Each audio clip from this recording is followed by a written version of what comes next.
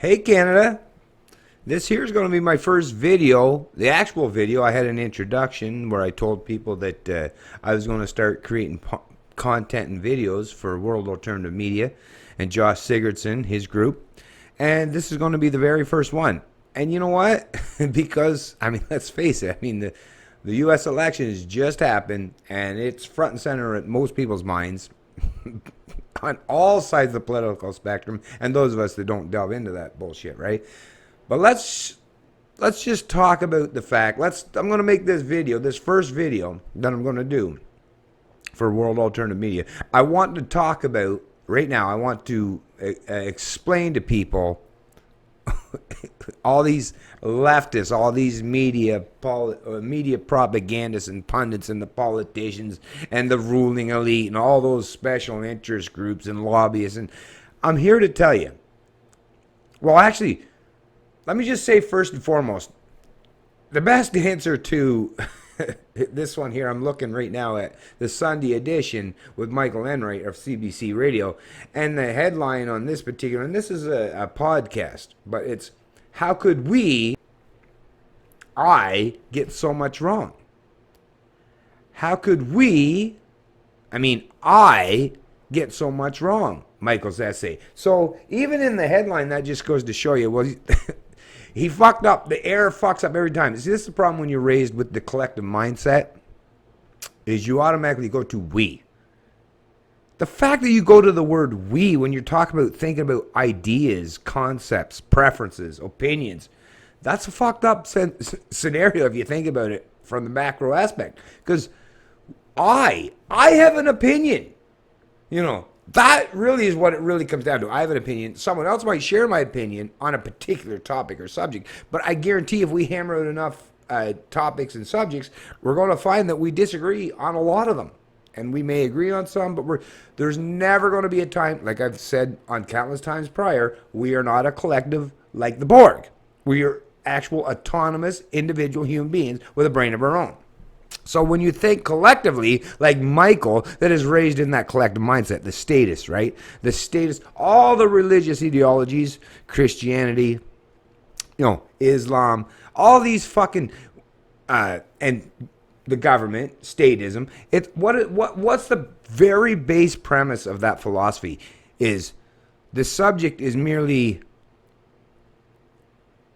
something or someone that exists for the state, for the betterment of the good, for the betterment of society, or for the betterment of humanity.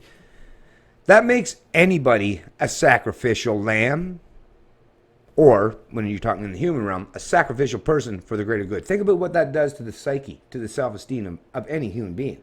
That's the inherent problem. But because these fuckers think that they're part of the ruling class, they get their information from their deity, right?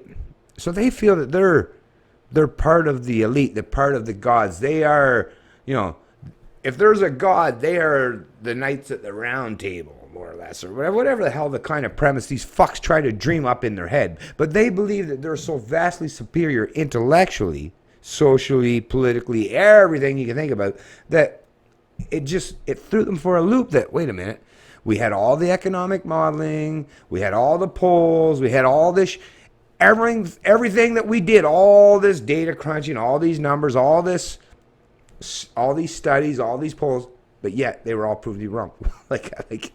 It goes back to same with, you know what? Really what it comes down to, let's use the Keynes fucking mentality versus someone like Adam Smith, right? And I'm not talking about the full everything. I'm just talking about the base premise of Keynes with using the collective ideology and bullshit, right? Or someone like Adam Smith that recognized that economy, just like human nature, human beings, it's the invisible hand.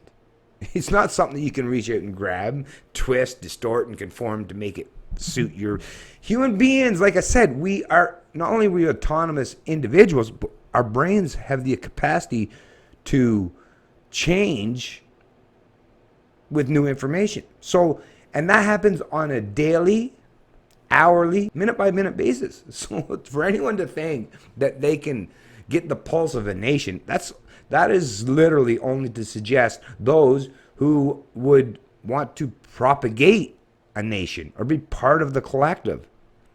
which means they leave out entirely those of us that don't assume to be part of the collective or are indoctrinated into the faith of statism or would want to choose to participate in a fucking poll put on by some political propagandist or outlet. This is the fucking problem. And I want to explain to Michael and all you other fucksticks that are so butthurt today because you got everything wrong, get used to it, because you're going to see that that's going to be the status quo from now on, is that you're just going to be constantly and continually confounded as to why you no longer have, or you never really did have, the pulse of the nation. You, prior to the internet age, had the ability to subjugate people's minds, their thoughts, and their thought processes to yours, because no one else had the ability to tell them different narratives or show them different information or evidence.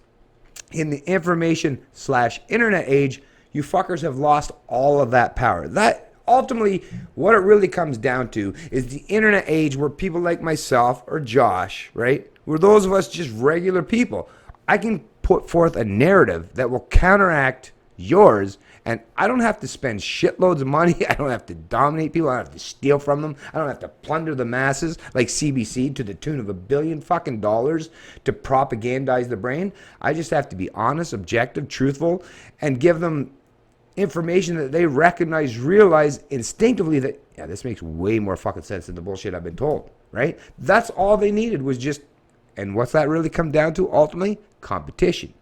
The competition of ideas. The free market of ideas has shown them that, and the internet's the only way that flourishes.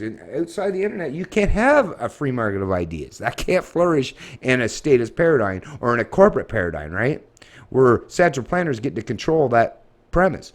But in the internet age, right, with the superhighway, and everybody's traveling down it, yeah, there's no way anybody can stop us from saying what we got to say. There's no way anyone can dominate the narrative.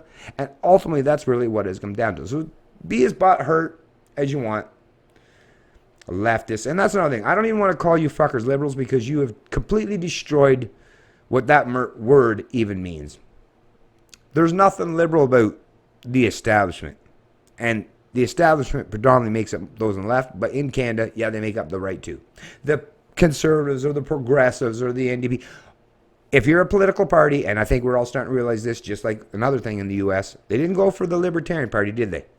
And voter suppression or voter turnout, they talked about how it was so great. No, it was actually quite low.